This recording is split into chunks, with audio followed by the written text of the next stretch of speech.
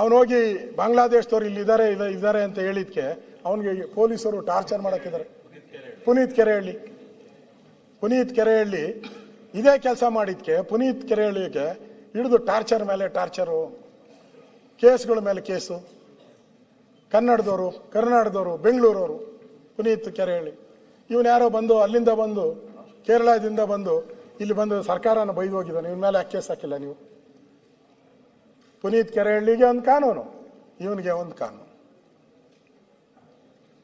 ಇಲ್ಲಿ ಇರೋರೆಲ್ಲರೂ ಕೂಡ ನಾನಲ್ಲ ಬಾಂಗ್ಲಾದೇಶದವರು ಅಂತ ಎಲ್ಲ ಬರೆದಿದ್ದಾರೆ ಪತ್ರಿಕೆ ಎಲ್ಲ ನೋಡಿ. 20 ಲಕ್ಷ ಪ್ಲಸ್ ಬಾಂಗ್ಲಾ ಅಕ್ರಮ ವಲಸಿಗರು ಕರ್ನಾಟಕದ ನೆಲೆ. ನಾನಲ್ಲ, ಪತ್ರಿಕೆಯಲ್ಲಿ ಬಂದಿರೋದು, ಅವ್ರು ಸರ್ವೆ ಮಾಡಿ ಬರ್ದಿದ್ದಾರೆ. ರಾಜ್ಯದಲ್ಲಿ ಕ್ರೈಮ್ ಲೋಕದಲ್ಲೂ ಬಾಂಗ್ಲಾ ವಲಸಿಗರ ಕೈವಾಡ, ರಾಜ್ಯದಲ್ಲಿ ಎಲ್ಲ ಕಡೆನೂ. ಹಿಂಗೆ ಬಿಟ್ರೆ 2ನೇ ಪೀಳಿಗೆ 3ನೇ ಪೀಳಿಗೆಗೂ ದೊಡ್ಡ ಅಪಾಯ. ಬಾಂಗ್ಲಾದೇಶದ ವಲಸಿಗರ ಹೆಚ್ಚಳಕ್ಕೆ ಓಲೈಕೆ ರಾಜಕಾರಣವೇ ಕಾರಣ. ಪತ್ರಿಕೆಯಲ್ಲಿ ಬಂದಿರೋದು ಇದೆಲ್ಲನೂ ಕೂಡ. ಕ್ರೈಮ್ ಲೋಕದಲ್ಲೂ ಬಾಂಗ್ಲಾ ವಲಸಿಗರ ಕೈವಾಡ. ಬಾಂಗ್ಲಾ ವಲಸಿಗರಿಗೆ ಸರ್ಕಾರಿ ದಾಖಲೆ ನಮ್ಮವ್ರಿಗಿಲ್ಲ. ರೇಷನ್ ಕಾರ್ಡ್ಗಳು ಅಲಿಬೇಕು, ನಾವೆಲ್ಲರೂ ಕೂಡ ರೇಷನ್ ಕಾರ್ಡ್ ಬೇಕಾದರೆ ಅಲಿಬೇಕು. ಇವ್ರಿಗೆಲ್ಲ 3,000 ರೂಪಾಯಿ ಕೊಟ್ಟರೆ ಅವ್ರಿಗೆ ರೇಷನ್ ಕಾರ್ಡ್. ಎಲ್ಲ ವೆಸ್ಟ್ ಬೆಂಗಾಲ್ಗೆ ಬರ್ತಾರೆ, ಇಲ್ಲ ಅಸ್ಸಾಮಿಗೆ ಬರ್ತಾರೆ, ಅಲ್ಲಿಂದ ಡೈರೆಕ್ಟಾಗಿ ಬೆಂಗಳೂರಿಗೆ ಬರ್ತಾರೆ. ಮೊನ್ನೆ ಯಾರ್ದೋ ನಮ್ಮ ಮದುವೆ ಚಿಕ್ಕಮಂಗ್ಳೂರಿಗೆ ಹೋಗಿದ್ರು, ಮದುವೆಗೆ ಚಿಕ್ಕಮಂಗ್ಳೂರಿಗೆ ಹೋಗಿದ್ದೆ.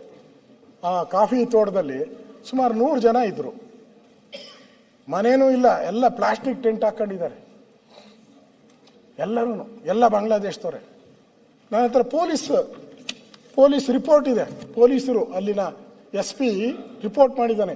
ಕಳೆದ 11 ತೋಟಗಳಲ್ಲಿ ಎಲ್ಲರೂ ಕೂಡ ಗೃಹ ಇಲಾಖೆ ಬಾಂಗ್ಲಾದೇಶದವರು ವಾಸ ಆಗಿದ್ದಾರೆ ಅಂತ ಹೇಳಿದ್ದಾರೆ. ಸಚಿವರು ಯಾರು ಹೇಳಿದ್ದಾರೆ? ಬೆಂಗಾಳ ಮತ್ತೆ ಬಾಂಗ್ಲಾದೇಶ ಗಡಿಯಲ್ಲಿ ಬಾಂಗ್ಲಾದೇಶ ಏನಾಗ್ತಾ ಇದೆ ಬಾಂಗ್ಲಾದೇಶದವರು ಇರಪ್ಪ, ಆಮೇಲೆ ಮಾತಾಡಿ. ಬಾಂಗ್ಲಾದೇಶದವರು ಚಿಕ್ಕಮಂಗ್ಳೂರು, ಕೊಡಗು, ಬೆಂಗಳೂರು, ಮೊನ್ನೆ ಕೋಗಿಲಲ್ಲಿ ಎಲ್ಲ ಓಡಿಸ್ಬಿಟ್ರು. ನಾನು ಹೋಗಿದ್ದೆ, 170 ಜನ ಇದ್ದಿದ್ದು. ನಾವು ಹೋದಾಗ ಅಲ್ಲಿ ಇನ್ಸ್ಪೆಕ್ಷನ್ಗೆ ಹೋದಾಗ 35 ಜನ ಇದ್ದಿದ್ದು. ನಾನು ಮೊನ್ನೆ ಚೆಕ್ ಮಾಡಿದೆ, ನಮ್ಮ ಇವ್ರು ಕೇಳಿದಾಗ ಎಲ್ಲ ಕೋಲಾರದಲ್ಲಿ ಹೋಗಿ ಸೆಟ್ಲ್ ಆಗಿದ್ದಾರಂತೆ. ಯಾರ್ಯಾರು ಇಲ್ಲಿ ಟೆಂಟ್ ಹೊಡ್ಕೊಂಡಿದ್ರು ಕೋಲಾರದ ಹೊರವಲಯದಲ್ಲಿ ಎಲ್ಲ ಟೆಂಟ್ಗಳು ಹಾಕೊಂಡಿದ್ದಾರಂತೆ. ಅಫಿಷಿಯಲ್ ಮಾಹಿತಿ ನಾನು ಹೇಳ್ತಾ ಇರೋದು. ಆಯಿತು, ಅದಕ್ಕೆ ನಮ್ಮ ಇವ್ರನ್ನೇ ಡೆಲ್ಲಿ ಅಂಬಾಸಿಡರ್ ಮಾಡ್ಬೇಡಣ, ನಮ್ಮ ರೆಡ್ಡಿ ಅವ್ರನ್ನ. ಕೇಂದ್ರ ಸರ್ಕಾರ ಜೊತೆ ಮಾತಾಡಕ್ಕೆ ಒಳ್ಳೆಯವ್ರು ಇರ್ತಾರೆ ಇವರು.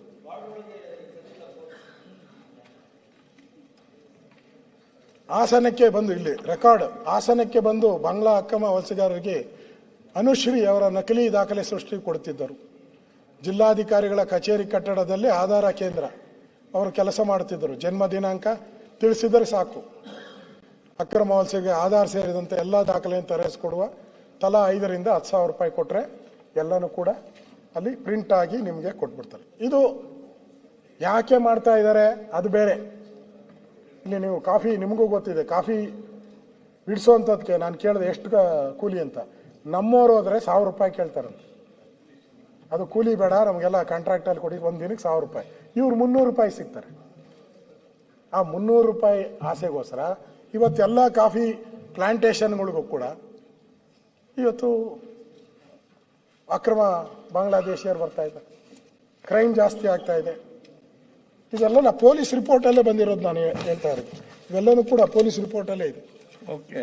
ಅದರಿಂದ ಕೊನೆಯದಾಗಿ ನಾನು ಅಧ್ಯಕ್ಷರೇ, ಈ ಕೋಗಿಲು ವಿಚಾರವಾಗಿ ಸರ್ಕಾರ ಯಾವ ರೀತಿ ಮುಗಿಸ್ಬಿಡ್ತೀನಿ, 10 ನಿಮಿಷ ಮ್ಯಾಕ್ಸಿಮಮ್ ಅಷ್ಟೇ. ಕೋಗಿಲು ವಿಚಾರದಲ್ಲಿ ನಾ ಮುಂದು ನೀ ಮುಂದು ಯಾರೋ ಕಾಂಗ್ರೆಸ್ ಹೈಕಮಾಂಡ್ನ ಮೆಚ್ಚಿಸೋಕ್ಕೋಸ್ಕರ ನೀವೇನಾದರೂ ಮಾಡಿದ್ರೆ ಮುಂದೆ ದೊಡ್ಡ ಅನಾಹುತ ಆಗಿದೆ. ಕೊನೆಗೆ ಹೇಳಿದ್ರು ಇಲ್ಲ, ಅವರಲ್ಲಿ 34 ಜನ ಮಾತ್ರ ಒರಿಜಿನಲ್ಲು, ಉಳಿದವರೆಲ್ಲ 120 ಜನ ಅವರು ಒರಿಜಿನಲ್ ಅಲ್ಲ ಅಂದ್ರೆ ಬಾಂಗ್ಲಾದೇಶದವರು. ಅರ್ಥ ಆಯ್ತು. ಮೊನ್ನೆ ಯಾವುದೋ ಪತ್ರಿಕೆಯಲ್ಲಿ 1 ವಾರದಿಂದ ನೋಡಿದೆ, ಆ 34 ಜನನೂ ಒರಿಜಿನಲ್ ಅಲ್ಲ, ಅವ್ರಿಗೂ ಕೊಡಲ್ಲ ಅಂತ ಅಂದ್ರು. ನಾನು ಪತ್ರಿಕೆಯಲ್ಲಿ ನೋಡಿದ್ದು CM ಅವರು ನಾ ಮುಂದು ನೀ ಮುಂದು ಮನೆ ಕೊಡೋದ್ರಲ್ಲಿ ಜಮೀರ್ ಅಹಮದ್ ಇಮಿಡಿಯೇಟ್ ಆಗಿ ಮನೆ ಅವ್ರಿಗೆ ಲೆಕ್ಕ ಕೊಡ್ರಿ, ಇಮಿಡಿಯೇಟ್ ಆಗಿ ಮನೆ. ನಮ್ಮ ಜನಕ್ಕೆ ಇವತ್ತು 37 ಲಕ್ಷ ಜನ ಅರ್ಜಿ ಹಾಕಿ ಕಾಯ್ತಾ ಇದ್ದಾರೆ ಹೌಸಿಂಗ್ ಬೋರ್ಡಲ್ಲಿ. 37 ಲಕ್ಷ ಜನ ಅರ್ಜಿ ಹಾಕಿ ಕಾಯ್ತಾ ಇದ್ದಾರೆ. ನಾನು ಹೋಗಿದ್ದೆ ಹೌಸಿಂಗ್ ಬೋರ್ಡ್, ಇದಾದ್ಮೇಲೆ ಹೌಸಿಂಗ್ ಬೋರ್ಡ್ಗೆ ಹೋಗಿದ್ದೆ. ನಾನು ಕೇಳಿದೆ 37 ಜನ, ಅದರಲ್ಲಿ ಸುಮಾರು ಒಂದು 25,000 ಜನ ದುಡ್ಡು ಕಟ್ಬಿಟ್ಟವ್ರು. ಕೆಲವು 5 ಲಕ್ಷ ಕಟ್ಟಿದ್ದಾರೆ, 3 ಲಕ್ಷ ಕಟ್ಟಿದ್ದಾರೆ, ಕೆಲವರು ಫುಲ್ ಅಮೌಂಟ್ ಕಟ್ಟಿದ್ರು, ಇನ್ನೂ ಅವ್ರಿಗೆ ಮನೆ ಕೊಟ್ಟಿಲ್ಲ. ಆದ್ರೆ ಕೋಗಿಲು ಈ ಬಾಂಗ್ಲಾದೇಶ ಅವ್ರಿಗೆ ಸರ್ಕಾರ ಆತ್ರ ಕೊಡಬೇಕು ಕೊಡಬೇಕು ಕೊಡಬೇಕು ಅಂತ ಆತ್ರ. ಯಾಕೆ ಆತ್ರ? ಈ ಕೋಗಿಲು ಬಾಂಗ್ಲಾದೇಶ ಅವ್ರಿಗೆ ಇಷ್ಟೊಂದು ಆತ್ರ ಯಾಕೆ? ಇವತ್ತಿಂದ ನೋಡೋಕೆ ಹೋಗಬೇಡಿ, ನಾಳೆ ಮುಂದಿನ ಜನರೇಷನ್ ಪಾಪ ನಮ್ಮ ಮೇಲೆ ಬರ್ತೈತೆ. ಈಗಾಗಲೇ ಅಸ್ಸಾಮನ್ನ ಸ್ಥಿತಿ ನಾವು ನೋಡ್ತಾ ಇದ್ದೀರಿ, ವೆಸ್ಟ್ ಬೆಂಗಾಲ್ ಸ್ಥಿತಿ ನಾವು ನೋಡ್ತಾ ಇದ್ದೀರಿ, ಕಾಶ್ಮೀರದ ಸ್ಥಿತಿಯನ್ನು ನೋಡ್ತಾ ಇದ್ದೀರಿ. ನಮ್ಮ ದೇಶದ ಹಣ ಎಲ್ಲ ಅಲ್ಲೇ ಖರ್ಚಾಗ್ತಾ ಇದೆ. ಇನ್ನಾದರೂ ನಾವು ಬುದ್ಧಿ ಕಲ್ತ್ಕೊಂಡಿಲ್ಲ ಅಂತ ಹೇಳಿದ್ರೆ ಏನೋ ಇವತ್ತು ಓಟ್ಗೋಸ್ಕರ ಪಾಲಿಟಿಕ್ಸ್ ಮಾಡಿದ್ರೆ ನಾಳೆ ನಮ್ಮ ಜೀವನದ ನಾಯಿ ಪಾಡಾಗೋತತೆ ನಮ್ಮ ಮುಂದಿನ ಜನಾಂಗ. ಅದಕ್ಕೋಸ್ಕರ ಅಧ್ಯಕ್ಷರೇ, ನಾನು ಸರ್ಕಾರಕ್ಕೆ ಯಾವುದೇ ಮುಲಾಜಿಲ್ಲದೆ ಈ ಬಾಂಗ್ಲಾದೇಶದವ್ರು ಯಾರಿದ್ದಾರೋ ಅವ್ರನ್ನೆಲ್ಲರೂ ಹೊರ ಹಾಕುವಂತ ಒಂದು ಕೆಲಸವನ್ನ ಮಾಡಬೇಕು. ಅದು ಅಂತೂ ಇವ್ರು ಬಂದು ರೇಷನ್ ಕಾರ್ಡ್ ಮಾಡ್ಕೊಡೋರು ಇವಾಗ ಜಾಸ್ತಿ ಆಗ್ಬಿಟ್ಟವ್ರು 2.5 ವರ್ಷದಿಂದ.